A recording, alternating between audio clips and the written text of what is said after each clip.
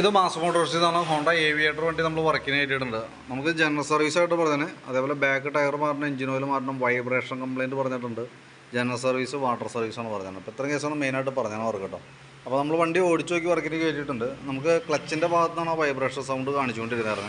ഒരു ജർക്കിങ് പോലെയാണ് നമുക്ക് ഫീൽ ചെയ്തത്. ക്ലച്ച് സൈഡിൽ നിന്ന് നടന്നു കേട്ടോ. സർവീസിൻ്റെ ഭാഗമായിട്ട് നമ്മൾ ബാക്ക് ബ്രേക്കിൻ്റെ ഭാഗം തുടങ്ങി നമ്മൾ ചെക്ക് ചെയ്യാൻ വേണ്ടി അയച്ചിട്ടുണ്ട്. ബ്രേക്ക് ലൈൻഡർ നമുക്ക് നമ്മൾ കിടക്കുന്നത് കമ്പനി ലൈൻഡറാണ്, ഹോണ്ടയുടെ ഒറിജിനൽ ലൈൻഡറാണ്. വലിയ പഴക്കമായിട്ടില്ല. അപ്പം ബ്രേക്ക് ക്യാമൊക്കെ ഒന്ന് അഴിച്ച് ഗ്രീസ് ചെയ്ത് നമുക്ക് റീസെറ്റ് ചെയ്യാം. ബ്രേക്ക് ക്യാമൊക്കെ അത്യാവശ്യം തുരുമ്പ് കാര്യങ്ങളൊക്കെ ആയിട്ടുണ്ട്. അപ്പോൾ അതൊക്കെ ഒന്ന് അഴിച്ച് ഗ്രീസ് ചെയ്ത് ഇടുന്നുണ്ട് കേട്ടോ. അതേപോലെ ബാക്ക് വീല് പിടിപ്പിക്കുന്നത് ഈ ഒരു ഷാഫ്റ്റുമാണ്. അതിൻ്റെ ബെയറിങ്ങിൻ്റെ ഒക്കെ പ്ലേ നമ്മൾ ചെക്ക് ചെയ്തു, വേറെ കംപ്ലയിൻ്റ് ഒന്നുമില്ല. അതേപോലെ തന്നെ ഗിയർ ബോക്സിനകത്ത് വന്ന ഓയിലൊക്കെ ചെക്ക് ചെയ്ത് നല്ല ഓയിലാണ്.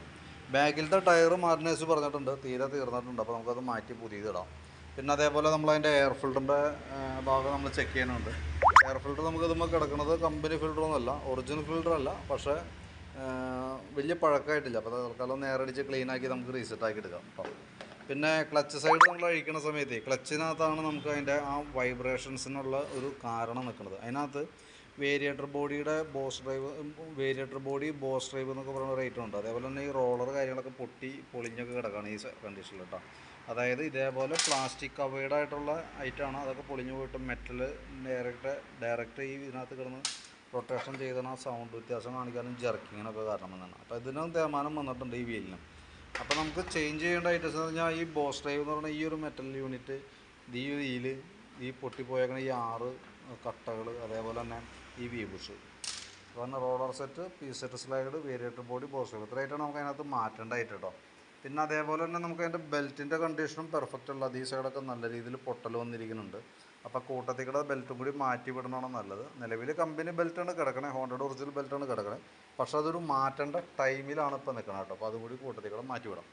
പിന്നെ എഞ്ചിൻ ഹെഡിൻ്റെ ഭാഗമൊക്കെ ചെക്ക് ചെയ്ത് വേറെ ലീക്കേജ് ഒന്നുമില്ല. ചോക്ക് കേബിൾ, ആക്സിലേറ്റർ കേബിളൊക്കെ നോക്കി. ആക്സിലേറ്റർ കേബിൾ പൊടിക്ക് ടൈറ്റ് തുടങ്ങിയിട്ടുണ്ട്. തൽക്കാലം നമുക്ക് ഉപയോഗിക്കുന്നതിന് കുഴപ്പമൊന്നുമില്ല. മാക്സിമം നമുക്ക് അടുത്ത സർവീസിലൊക്കെ നോക്കിയിട്ട് കൂടുതൽ പ്രശ്നം കാണിക്കുകയാണെങ്കിൽ അടുത്ത സർവീസിൽ മാറ്റിയിടാം. ഇനി അതെല്ലാം ഇപ്പോൾ കൈയോടെ മാറ്റണമെന്നുണ്ടെങ്കിൽ വീഡിയോ കണ്ടതിന് ശേഷം നോക്കിയിട്ടൊന്ന് റിപ്ലൈ ചെയ്യണം. നമ്മൾ എസ്റ്റിമേറ്റിന് അത് ഉൾപ്പെടുത്തുന്നില്ല. വീഡിയോ കണ്ടതിന് ശേഷം റിപ്ലൈ ഇടാണെങ്കിൽ നമുക്ക് അതിൻ്റെ അഡീഷണൽ എസ്റ്റിമേറ്റായിട്ട് പറയാം. പിന്നെ ഫ്രണ്ടിലേക്ക് വരുമ്പോൾ ഫ്രണ്ട് ബ്രേക്കിൻ്റെ ഭാഗം നമ്മൾ ചെക്ക് ചെയ്യാൻ വേണ്ടി അയച്ചിട്ടുണ്ട്. ബ്രേക്ക് ലൈൻഡറൊക്കെ അത്യാവശ്യം ഉപയോഗിക്കാനുണ്ട്. നമുക്ക് ബ്രേക്ക് ക്യാമൊക്കെ ഒന്ന് അയച്ച് ഗ്രീസ് ചെയ്തിട്ടാൽ മതി. അതേപോലെ ഫ്രണ്ടിൽ ടയർ കട്ട കൂടുതലുള്ള മോഡൽ ടയറാണ് കിടക്കുന്നത്. അപ്പോൾ അതിൻ്റെ ഒരു പാടൽ വണ്ടി എങ്ങനെ നോക്കിയാലും ഉണ്ടാവും. നമുക്ക് ഈ മോഡൽ പാറ്റേൺ ഒന്നും യൂസ് ചെയ്യാൻ പാടില്ല ശരിക്കും. അത് വണ്ടി ഓടിക്കുമ്പോൾ തന്നെ നമുക്ക് മനസ്സിലാവും. ഹാൻഡിലുമേ നല്ല രീതിയിൽ ബലം അനുഭവപ്പെടുന്നത് ഒന്ന് ഈ ടയറിൻ്റെ ഒരു അപാകതയാണ് കേട്ടോ.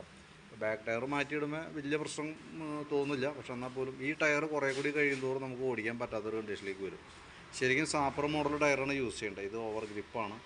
ഈ മോഡൽ കംപ്ലൈൻ്റ് ഉള്ള മോഡലാണ് കേട്ടോ. പിന്നെ നമ്മളതിൻ്റെ കോൺസെപ്റ്റിൻ്റെ ഭാഗമൊക്കെ ചെക്ക് ചെയ്തു. അതേപോലെ ഫ്രണ്ട് ഫോർക്കിൻ്റെ സൈഡൊക്കെ ചെക്ക് ചെയ്തു. ഫോർക്ക് ലീക്കേജോ കാര്യങ്ങളൊന്നുമില്ല. ആക്ഷനൊക്കെ ഓക്കെയാണ്.